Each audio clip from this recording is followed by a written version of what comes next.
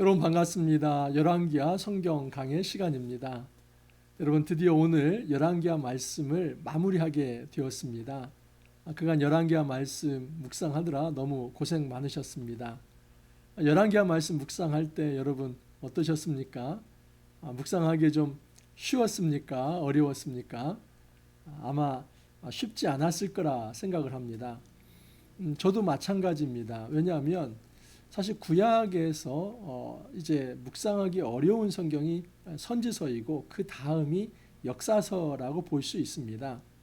역사서가 에피소드가 많이 있지만은 이 역사적 그 고대 근동의 실제 역사적 배경을 이해하지 못하면 진짜 핵심 메시지를 도출해낼 수 없기 때문에 이 역사적 배경은 결국 공부를 해야 아는 거 아닙니까? 그래서 이 구약에 담겨 있는 역사서가 이해하기가 쉬운 것은 아닙니다. 두 번째는 이해했다고 하지만 사실은 그 내용 자체가 너무 부담스러운 경우가 있습니다. 특히 이 역사서는 후반부로 갈수록 하나님 앞에 패역하고 죄를 범하고 우상 숭배하고 그래서 결국 하나님께서 심판하시는 내용 아닙니까? 그래서 마지막이 이제 유다의 패망으로 끝납니다. 굉장히 우울합니다. 잿빛입니다. 좀 즐겁게 기쁘게 유다 백성이 좀 그렇게 좀 잘 사는 모습으로 끝나면 우리 마음도 편할 텐데 그게 아니라 죄를 짓고 하나님께 심판을 받아서 멸망하는 거 우리 마음도 우울해집니다. 그래서 이 우울한 말씀 좀 보고 싶지 않다. 그리고 사실 이러한 어떤 역사는 패턴을 가지고 반복이 되기 때문에 동서고금을 떠나서 우리나라에도 이 하나님을 떠났을 때에 하나님께서 징계하시는 것들을 생각해 본다면 정말 오늘날 이 말씀을 적용하는 것이 무섭기도 합니다. 그러면서 자연스럽게 역사서의 말씀을 좀 멀리하고 싶은 거죠. 심리적으로. 그래서 여러분 역사서 말씀을 처음부터 끝까지 이렇게 잘 묵상한다는 거 쉽지 않은데 그 길을 달려오신 여러분 제가 박수를 쳐드리고 싶고 정말 대단하시다 그렇게 한번 칭찬도 해드리고 싶습니다.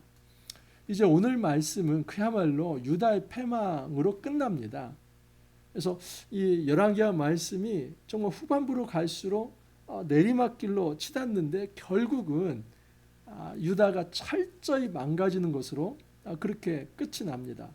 도대체 이 망가지는 역사 속에서 우리가 어떤 교훈을 받을 수 있을까? 어제 저는 이 망가지는 것에 대해서 그 이유가 단지 국력이 약해서가 아니라 또는 국제 정세를 잘못 읽어서가 아니라 하나님 말씀에 불순종했기 때문이다라고 말씀을 드렸습니다. 여러분 선지자 예레미야를 통해서 하나님은 바벨론의 이 침공은 단지 이스라엘 백성, 이 유다 백성이 힘이 약해서가 아니라 하나님께서 징계의 회초리를 유다에게 된 것이다 말씀을 드리지 않았습니까? 그렇기 때문에 바벨론 침략에 의해서 유다가 침략을 당할 때 항복하라는 거였습니다. 이것이 선지자 예레미야의 메시지였습니다. 그러나 그 당시에 많은 거짓 선지자들은 평안을 외쳤습니다. 평안하다, 평안하다. 이런 경험이 있지 않았습니까? 특히 히스기야 시대, 이 115년 전 히스기야 시대에 아수르의 침공을 이겨냈습니다. 그 제국 아수르의 침공으로 인해서 이 북이스라엘은 멸망을 했는데 북이스라엘은 멸망했지만 남유다는 살아남았습니다. 그때 깨달은 것을 이렇게 적용한 겁니다. 우리에게는 아직 성전이 있기 때문에 이 거물로서의 성전이 우리에게 있기 때문에 하나님은 이 유다를 떠나지 않았고 하나님이 떠나지 않는 한 예루살렘은 보호받는다. 이 성전 불패의 신학이 히스기야 이후에 공고해진 것입니다. 그래서 거짓 선지자들은 항상 평안을 외쳤습니다. 아무리 바벨론이 제국이라 할지라도 성전이 건재하고 성전이 있다면 하나님이 계시는 거고 그리고 우리는 보호를 받을 것이다. 근데 여러분 지금 이 역사서는 이 신학을 철저하게 깨뜨려 버리는 겁니다. 이 성전 불패의 신학이 잘못되었다는 것을 지금 증명해 보이는 것입니다. 특별히 에스겔서 9장 10장에 보면은 하나님께서 그의 영광을 이 성전에서 철수시키는 것을 보게 됩니다. 하나님의 영광이 떠납니다. 다시 말해서 하나님의 임재가 더 이상 성전에 머물러 있지 않습니다. 이거 아마 유다 백성들에게는 충격일 것입니다. 어떻게 하나님이 떠나? 어떻게 하나님이 집을 떠나? 성전은 하나님의 집인데, 물론 여러분 성전에 특히 솔로몬 성전에 하나님께서 내 이름을 거기에 두겠다 말씀하셨습니다. 그런데 이것은 단 전제 조건이 있는 겁니다. 이스라엘 백성이 말씀에 순종할 때에 내가 너희와 동행하며 너희를 보호하겠다는 차원에서 이렇게 말씀을 한 겁니다. 하지만 이스라엘 백성이 하나님 앞에 불순종하고 우상을 섬길 때 하나님은 떠날 수 있는 자유가 있는 것입니다. 하지만 성전 불패의 신학은 하나님께서 떠날 수 있는 자유조차도 인정하지 않는 겁니다. 하나님은 그런 자유가 없다. 하나님께서 한번 내뱉은 말 걷어들일 수 없고, 하나님은 한번 예루살렘 성전에 함께 하겠다 했으니 영원할 것이다. 근데 그 성전 신학의 도그마에 갇혀서 결국은 이스라엘, 이 유다가 망하게 되는 것입니다. 그것을 보여주는 것이 바로 이제 유다의 패망의 사건입니다. 자, 그러면 이제 이렇게 패망되었을 때 우리 마음도 좀 우울해집니다. 제가 초대에 말씀을 드렸지만 그래서 역사서를 묵상하기 싫습니다. 하지만 저는 오늘 이 말씀 속에서 비록 유다는 패망하지만 이 패망 속에 남겨져 있는 이 소망의 씨앗을 한번 보려고 합니다. 그래서 철저하게 어둡고 암울하고 우울한 역사지만 그 속에 담겨 있는 이 소망의 씨앗을 발견하고 그 소망의 씨앗이 구속사적으로 어떻게 이제 우리에게 다시 한번 싹이 트고 열매를 맺게 하는지 그 소망의 관점에서 오늘 말씀을 마무리하려고 합니다. 자, 8절 이하입니다. 바벨론 왕 느부갓네살의 19째 해 5월 7일에 바벨론 왕의 신복 시위대장 느부사라단이 예루살렘에 이르러 여호와의 성전과 왕궁을 불사르고 예루살렘의 모든 집을 귀인의 집까지 불살랐으며, 제가 계속 말씀을 드리지만 여호와의 성전과 왕궁을 불살랐다라고 합니다. 이 유다 백성들에게 이 성전 불패의 신학을 가지고 있던 그들에게는 이해할 수 없는 것이죠. 어떻게 성전이 불탈 수 있나? 특별히 여러분, 성전이라고 하는 것은 구별된 공간 아닙니까? 이 구별된 곳일수록 성스러워집니다. 그리고 성스러운 곳은 불가침의 영역이라고 생각합니다. 실제로 여러분, 이방 군사도 함부로 이 성전에 침투하게 들어가기 어려운 것은 뭐냐면 이미 거룩한 영역으로 분리된 공간이기 때문에 신에게 내가 아주 저주를 받을까 두려워서 실제로 그렇게 외부의 어떤 이방 신전이라 할지라도 함부로 집받기가 어렵습니다. 그런데 여러분, 예루살렘 성전이 여호와를 보호를 받는다고 그렇게 구별된 공간인데 여지없이 이 바벨론 군이 들어가서 불을 질러 버렸습니다. 그리고 여러분, 그 성전에서 온갖 것을 다 빼내어 옵니다. 보면 여호와의 성전의 두 녹기둥과 받침들과 여호와의 성전의 놋바다를 깨뜨려 바벨론으로 가져가고, 그래서 지금 14절부터 17절까지는 바벨론으로 가져간 이 성전의 기물입니다. 여러분, 이것은 지금 115년 전에 지금 이 히스기야 시대에 이사야 선지자가 히스기야에게 했던 그런 어떤 약속입니다. 예언입니다. 여러분, 히스기야가 어떤 인물이었습니까? 히스기야가 아수르의 위협을 받았을 때의 왕이지 않습니까? 근데 그가 병들었었습니다. 근데 그 병들었을 때에 바벨론 사절단이 위문을 왔습니다. 그러니까 이 히스기야가 마음을 바벨론 사절단에게 다 줘버린 겁니다. 자기 마음도 속을 보여준 것이고 뿐만 아니라 왕궁 곳간을 열어서 성전 곳간을 열어서 그곳의 모든 은금의 화려한 것들을 바벨론 사절단에게 다 보여줍니다. 이게 115년 전의 이야기입니다. 지금 이 유다가 멸망하기 전에. 근데 그때는 바벨론이 그렇게 아주 큰 제국이 아닙니다. 이제 그냥 조금 일어날 듯한 그런 어떤 소국입니다. 그런 차원에서 지푸라기라도 잡고 싶은 심정으로 히스기야가 바벨론에게 마음을 열었는데 그때 이사야가 한마디 하죠. 히스기야, 당신이 무엇을 보여줬습니까? 제가 이 성전 곳간과 왕궁 곳간 그리고 군기고 모든 것 다 열어서 바벨론 사절단에게 보여줬습니다. 아마도 이런 말 하고 싶었을 겁니다. 지금 우리가 아수르에게 위협을 받지 않습니까? 그러면 아수르를 견제하기 위해서라도 동맹국 하나 더 있으면 좋은 거 아닙니까? 바벨론을 동맹국 삼으려면 우리가 신뢰의 표시를 보여야지요. 우리가 이렇게 좀 튼튼한 국방력을 가지고 있고 경제력도 있고 하니까 이 바벨론 당신들과 동맹을 맺으면 나쁠 게 없다. 뭐 이런 메시지를 좀 전달해 주고 싶어서 이렇게 다 보여준 겁니다. 아마 그 얘기를 하고 싶었을 것입니다. 그런데 이사야는 당신은 하나님을 의지한 것이 아닙니다. 바벨론에게 그렇게 다 속을 보여줬는데 결국 바벨론이 그 모든 보여준 것을 다 가지고 갈 것입니다. 지금 여러분 13절에서 17절 말씀은 그것이 성취가 된 겁니다. 그래서 성전에 있는 모든 기물들, 왕궁의 기물들, 군기고들을 하나도 빠뜨림 없이 바벨론으로 다 가져가 버렸습니다. 그리고 건물은 완전히 불태워서 그냥 무너뜨려 버린 것입니다. 이처럼 여러분 히스기야 때에 이제 하나님께 속을 보이지 않고 이방 세력에게 외세의 속을 보이면서 외세의 힘으로 또 다른 외세를 막아보려고 했던 이 인간의 어떤 세속적 술수에 하나님께서 결국은 115년 후에 징계를 하신 겁니다. 특히 히스기야의 아들 므낫세, 히스기야는 성군이었지만 므낫세는 악한 왕 중에 악한 왕 아닙니까?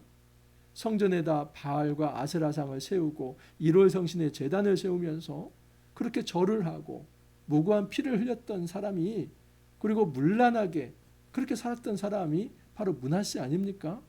아들을 그렇게 불에 태워서 인신제사를 드렸던 그 극악무도한 왕이 므낫세입니다. 그래서 하나님은 그 므낫세의 죄 때문에 결국은 유다가 망할 것이다 그렇게 예언을 했습니다. 그래서 지금 유다가 망한 것은 하나님께서 이 100여 년 전에 지금 하신 말씀이 그대로 성취가 된 것입니다.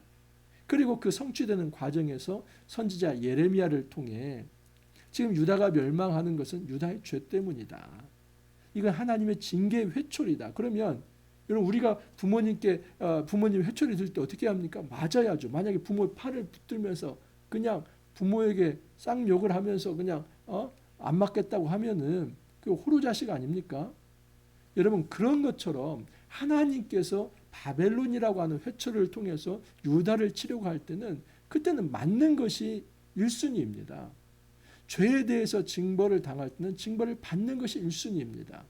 근데 그것을 하지 않고 막아보려고 하는 것 그 자체가 불순종이죠. 뿐만 아니라 그 바벨론은 하나님이 쓰시는 회초리인데 바벨론을 막기 위해서 또 누구를 의지하느냐?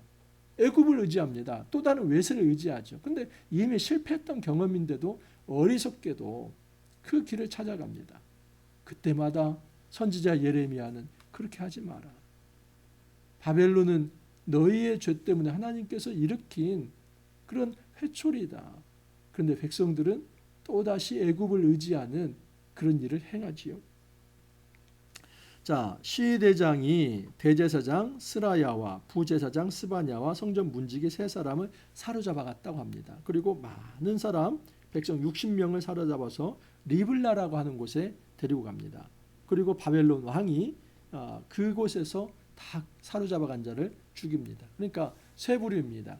지금 이 유다 땅에 남은 비천한 자가 있고 이제 그 고위층의 엘리트들을 사로잡아서 그곳에서 이 바벨론 사람들이 또 사용하려고 하는 경우가 있고 또 아주 저항한 사람들을 사로잡아가서 일정 공간에서 처형하기도 했습니다.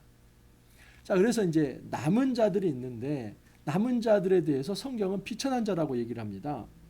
12절을 보면 시위대장이 그 땅에 비천한 자를 남겨두어 포도원을 다스리는 자와 농부가 되게 하였더라.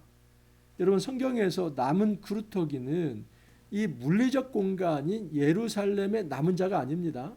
분명히 선지서에서는 그 남은 자가 바로 포로로 끌려간 자라고 얘기를 합니다. 포로로 끌려간 자는 하나님의 징벌을 받아들인 자이죠.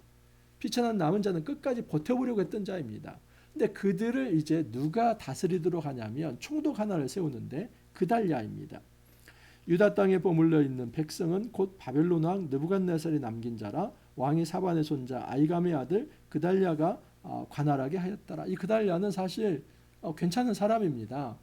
나중에 이제 그 바벨론이 침공이 왔을 때 투옥되었던 선지자 예레미야가 풀려나게 됩니다. 근데 그 예레미야에게 호의를 베풀었던 사람이 또한 그달리아입니다. 그리고 여러분, 사실 이 바벨론이 그달리아를 유대 총독으로 세운 것은 지금 초토화 작전을 쓰지 않은 겁니다. 그나마 은혜를 베푼 겁니다. 남은 자들을 이 그달리아의 통치 아래서 바벨론이라고 하는 큰 제국이 보호해 주려고 했던 것입니다. 그래서 이 그달리아는 이 바벨론 편에 섰지만 사실은 남은 자, 이 유다 백성들을 보호하는 임무를 맡은 겁니다. 자, 그런데 그 밑에 여전히 바벨론의 저항적 자세를 가지고 어떤 힘으로라도 바벨론에 한번 다시 부딪혀 보겠다는 일부 세력이 남아 있었는데 그 사람들이 그달랴, 이 미스바에 있는 그달랴를 찾아갑니다. 그 중에 이제 아주 두목격인 사람이 바로 이스마엘입니다. 그런데 그달랴가 보십시오. 이스마엘과 가랴의 아들 요하난과 느도바 사람 다누메스의 아들 스라야와 마아가 사람의 아들 야사니아와 그를 따르는 사람이 모두 미스바로 가서 그달랴에게 나아가매 그달랴가 그들과 그를 따르는 군사들에게 맹세하여 이르되 너희는 갈대아인을 섬기기를 두려워하지 말고. 여러분, 이때에 이 그달랴가 자기들에게 찾아온 남아있는 유대인들, 그 두목격인 사람들, 이제 특히 이제 이제 대장인 이제 이스마엘에게 이런 얘기를 합니다. 갈대아인 바벨론 사람들을 섬기는 것을 두려워하지 말라. 오히려 지금은 바벨론의 이 보호를 받는 것이 중요하다. 근데 그때에 이 이스마엘이 그달랴를 이 미스바에서 이제 암살을 합니다. 그리고 그 10명 정도 가서 그 암살을 하고 이제는 이제 바벨론이 다시 징계할 거 아닙니까? 그래서 애굽으로 돌아갑니다. 자, 그런데 여러분, 이 모습이 어떤 모습입니까? 우리 하나님은 출애굽의 하나님인데 백성들의 종국은 환외굽이 된 겁니다. 하나님은 출애굽을 통해서 이스라엘 백성을 구원했는데 그렇게 해서 세워진 나라가 다윗 왕국인데 다윗 왕국의 제일 마지막에 그들의 결정은 환애굽, 다시 애굽으로 돌아가는 겁니다.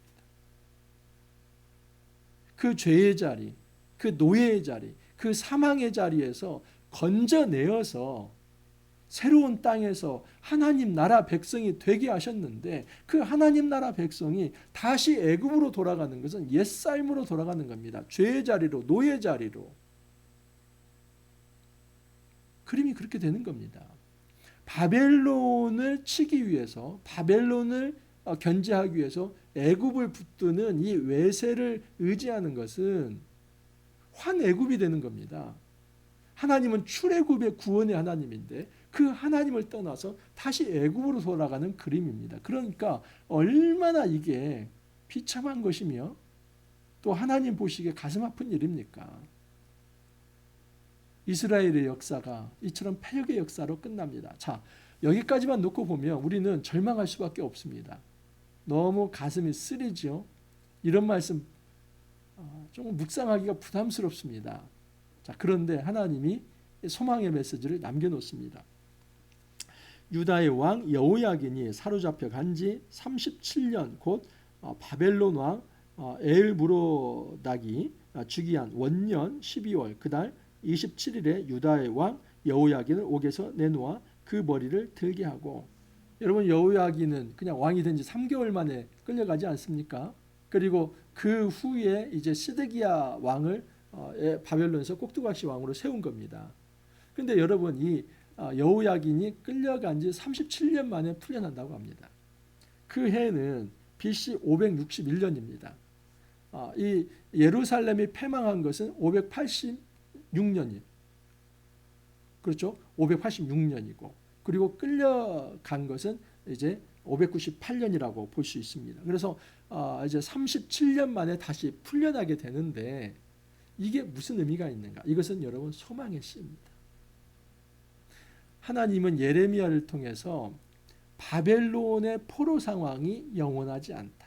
한시적이다. 제한적이다. 몇 년이요? 70년. 이건 어떤 상징적 숫자인데 이 7이라고 하는 완전수이지 않습니까? 그 70년이 되면 이 바벨론에 끌려갔던 포로들이 다시 귀환을 해서 성전을 재건하게 될 것이고 하나님 나라 백성으로 언약의 백성으로 다시 세워질 것이다. 그 약속을 하나님께서 하신 겁니다. 그렇기 때문에 여호야긴이 풀려난 것은 아직 이제 지금 대대적인 포로 귀환이 이루어지지 않았지만 이것은 하나의 사인이지요. 아, 하나님의 약속이 이루어지는구나. 여러분, BC 561년에 이제 여호야긴이 풀려나지만 그보다도 훨씬 후대에 BC 538년에 수르바벨에 의해서 이제 그 총독과 함께 이 포로민들이 돌아오게 됩니다. 여러분, 키루스라고 하는 이 페르시아 왕을 알죠? BC 539년에 이 페르시아가 바벨론을 이기고 이제 페르시아 왕 제국이 이제 또 패권을 장악하게 되죠. 그리고 1년 후에 538년에 수르바벨이라고 하는 총독이 이제 포로민들을 데리고 다시 예루살렘으로 돌아오는데 그 수르바벨이 여호야긴의 손자라는 거 아십니까? 그래서 여러분 수르바벨은 다윗 자손입니다. 유다에 돌아온 이 어떤 그 총독이지만은 이 페르시아의 총독이 되는 거죠. 페르시아의 이제 관직을 가지고 총독으로 돌아오지만 그는 사실 다윗의 왕족입니다. 여호야긴이 비록 이제 바벨론에 끌려가서 37년간 뭐 왕이 아니라 그렇게 수감되어서 비참하게 살았지만 그 소망의 씨가 나중에 페르시아에서 이제 바벨론이 무너지고 페르시아가 이제 그 어떤 호혜 정책을 쓰지 않습니까? 그래서 유다 백성들 다시 돌릴 때 그때의 우두머리 역할을 수르바벨에게 맡기는데 이 수르바벨은 여호야긴의 손자라고 하는 사실. 또한 여러분, 이 말씀은 신약의 마태복음 1장과 연결시켜야만 합니다. 자, 마태복음 1장 1절이 어떻게 시작됩니까? 아브라함과 다윗의 자손 예수 그리스도의 계보라. 그래서 마태복음 1장 1절에서 16절까지는 예수 그리스도의 계보가 어떤 건지. 여러분, 예수님은 성령으로 잉태되었습니다. 그래서 인간의 어떤 혈통에 피 한 방울 섞이지 않은 분입니다. 하지만 여러분, 마리아 동정녀 마리아에서 태어나신 분이지만 육체적 혈통은 바로 이 언약 계보를 얘기하는 겁니다. 이 육체적 생물학적으로 예수님께서 어떤 이 다윗의 혈통이라는 얘기가 아니라 언약 자손이라고 하는 것. 언약 자손이라고 하는 것은 하나님이 메시아를 다윗의 자손으로 그렇게 말씀을 하신 건데 그 언약의 씨로 예수님이 왔다 하는 것을 보여주는 겁니다. 그래서 실제로 그 언약의 계보를 따라가 보면 예수님이 혈통적 생물학적으로 그들이 조상이라고 하는 게 아니라 언약의 계보에 따라가 보면 이 지금 이 수르바벨이 다윗의 조상이 되고 또 수르바벨의 이제 할아버지가 여고냐 그리고 이 여고냐를 이제 그렇죠 여호야긴이라고 여고냐 여호야긴이 다 동일인입니다. 그렇게 이제 되는 것입니다. 자, 마태복음 1장 12절을 보면 바벨론으로 사로잡혀간 후에 여고냐, 이 여고냐가 여호야긴입니다. 여호야긴은 스알디엘을 낳고 스알디엘은 수르바벨을 낳고 그래서 이 수르바벨이 바로 포로에서 돌아올 때에 총독이 되어서 돌아옵니다. 자, 그리고 16절에 보면 야곱은 마리아의 남편 요셉을 낳았으니 마리아에게서 그리스도라 칭하는 예수가 나시니라. 제가 주목하는 것은 이것입니다. 여러분, 유다는 실패해서 끝났습니다. 하나님께서 다윗을 위대한 왕으로 세우셨습니다. 하나님은 다윗을 내 마음에 합한 자라고 그렇게 칭찬하신 자입니다. 그런데 그 다윗의 후손들, 그 왕들은 그냥 내리막길로 치달았지요. 그래서 마지막에 가서는 완전히 하나님을 떠나고 하나님이 쓰시는 이 바벨론이라고 회초리에 의해서 성전 무너지고 여호야긴 같은 경우는 끌려가서 37년을 고생합니다. 이렇게 해서 다 끝난 것 같지만 여호야긴이 37년 후에 풀려나는데 그것은 소망의 씨가 되어서 그의 손자 수르바벨은 실제로 이 포로민들을 다 이제 데리고 돌아오고 이 수르바벨의 자손 중에서 예수님이 탄생을 하고 예수님은 진짜 제2의 출애굽 아니 새 출애굽을 이룹니다. 그래서 사단과 죄와 사망의 권세에 사로잡혀 있는 그 죄의 종로를 하고 있는 모든 이들을 영적으로 해방시켜주는 일을 이제 예수님께서 하십니다. 그래서 예수님이 이 땅에 메시아로 오신 것은 해방 사건입니다. 출애굽 사건입니다. 그래서 예수님이 여러분 예루살렘 성전에 올라가셨을 때 어떻게 합니까? 성전을 청결케 하는 거죠. 그것은 이 성전 무너질 거라는 겁니다. 건물로서의 성전이 아니라 예수님 자신의 몸이 성전이고 예수님과 연합된 교회가 성전이고 그 교회 공동체를 통해서 하나님 나라가 이루어지게 할 것이다. 그래서 예수님의 재림을 통해서 이 모든 것은 완성이 될 것입니다. 하나님 나라가 그렇게 역사적 흐름을 가지고 있습니다. 이제 열왕기하 말씀을 진짜 마무리할 때입니다. 여러분 이제 아쉽지만 떠나보내야만 합니다. 한 가지 교훈을 받기를 바랍니다. 하나님 말씀을 떠난다면 망한다는 것.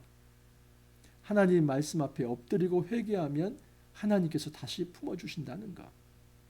망하지만 여전히 하나님은 그의 백성을 품고 있고 소망의 씨를 남겨두셨다는 것. 그 소망의 씨가 바로 예수님이고 예수님을 통해서 우리가 다시 한번 구원받을 수 있는 기회가 오늘날 우리 시대에 주어졌다고 하는 사실입니다. 여기에 먼저 감사하길 바랍니다. 여러분, 우리는 지금 돌아온 백성입니다. 예수님을 통해서 그 포로지에서 바로 그 이제 사단의 어떤 죄와 사망의 권세에서 이제는 풀려나서 해방이 되어서 하나님 나라로 이사한 하나님 나라의 백성이며 하나님의 자녀입니다. 그러므로 여러분 이 땅에서 이제는 우리가 하나님만을 온전히 섬길 수 있기를 바랍니다. 더 이상 또 그 우상에 굴복하고 우상을 섬기며 하나님 마음을 아프게 하지 않기를 바랍니다. 오직 예수님을 마음에 모시고 예수님을 머리로 한 공동체를 형성하면서 이 주님의 나라를 함께 이뤄나갈 수 있기를 간절히 소망합니다. 함께 기도합니다. 주님 감사합니다. 열왕기하 말씀을 한 달 반 동안 묵상하게 해주시고 역사적 교훈을 저희들에게 가르쳐 주시니 감사합니다.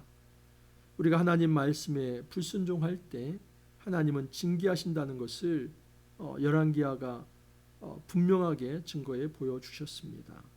어떤 형식과 전통을 붙들 때 우리가 사는 것이 아니라 말씀을 붙들고 회개하며 주의 말씀의 통치를 받을 때에 우리에게 살 소망이 있다는 것을 가르쳐 주셨습니다. 유다가 멸망하여 끝났지만 여호야긴의 그 풀려남을 통해서 소망의 씨를 남겨두시고 역사적으로 스룹바벨과 그의 후손인 다윗의 자손인 예수님을 통해서 온전한 해방을 저희들에게 이루어 주셨다는 것 또한 알게 되었습니다.